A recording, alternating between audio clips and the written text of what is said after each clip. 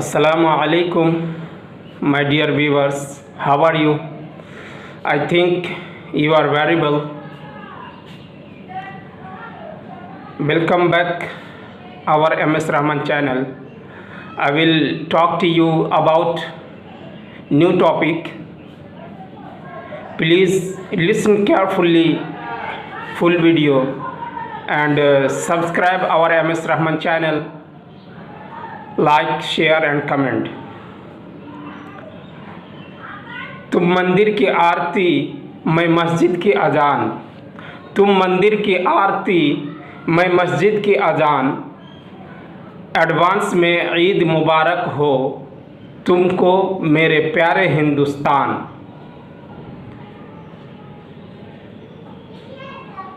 मेरे प्यारे व्यूवर्स, आज 28वां रोज़ा है। एक तरफ से खुशी का या हैप्पीनेस का फीलिंग हो रहा है और एक तरफ से अंदर सैडनेस यानी दुखी छाई हुई है। मैं इसलिए ये बात बोल रहा हूँ कि रमज़ानुल मुबारक या पवित्र महीना चंद लम्हों के बाद हमसे अलविदा होने वाला है। इस बात पे हमें दुखी है और चंद घंटों के बाद एक खुशी का दिन आने वाला है जिसे हम लोग ईद उल फित्र के नाम से जानते हैं। मेरे प्यारे सब्सक्राइबर, इस साल हम लोग बड़ी ही धूमधाम के साथ विदाउट कोई बाउंडेशन, विदाउट हेजिटेशन ईदगाह में जाके खुले मंच में खुले आम फ्रीडम होकर इस त्यौहार का, ईद उल फित्र का वी विल सेलिब्रेट। हम लोग ईद मनाएंगे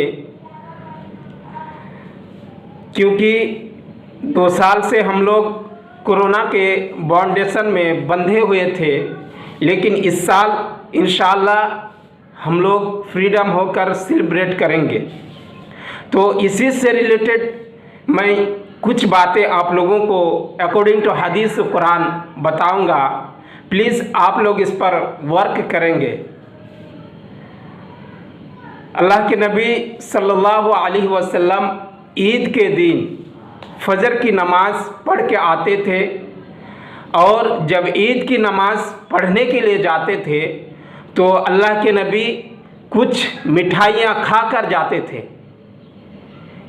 ताक आदत में खजूरें खा कर जाते थे, 1 खजूर, 3 खजूर या 5 खजूर इस तरह की खाकर जाते थे।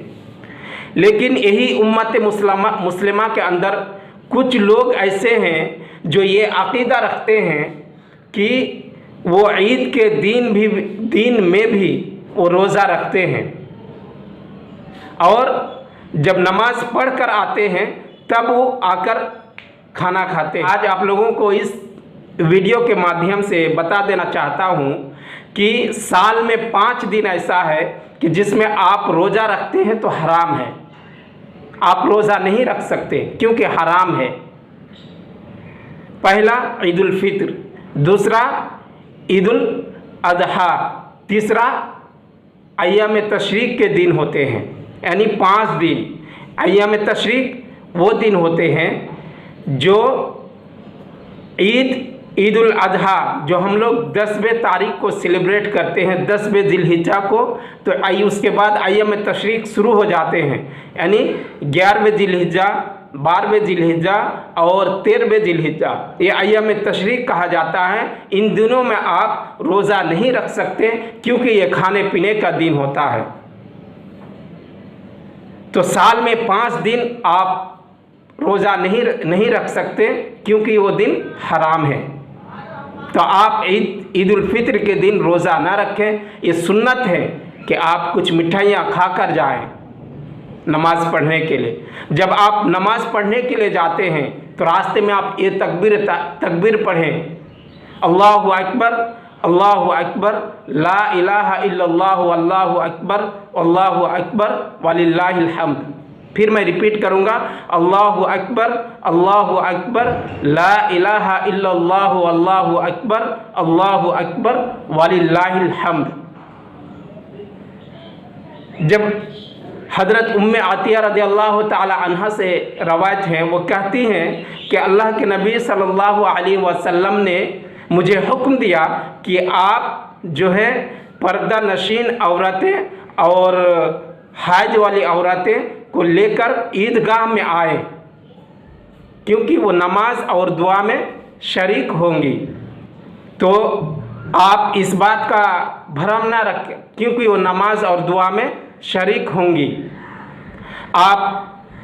हम जानते हैं कि पीरियड्स वाली औरतें मस्जिद में नहीं जा सकती हैं, लेकिन ये ईदगाह है, ईदगाह में जा सकती हैं। हदीस में फरमाया कि वो नमाज और दुआ में शरीक हो सकती हैं, यानी जो पाक हैं वो नमाज पढ़ेंगी और जो पीरियड्स वाली हैं वो नमाज पढ़ने के वक्त वो साइड में बैठ जाएंगी।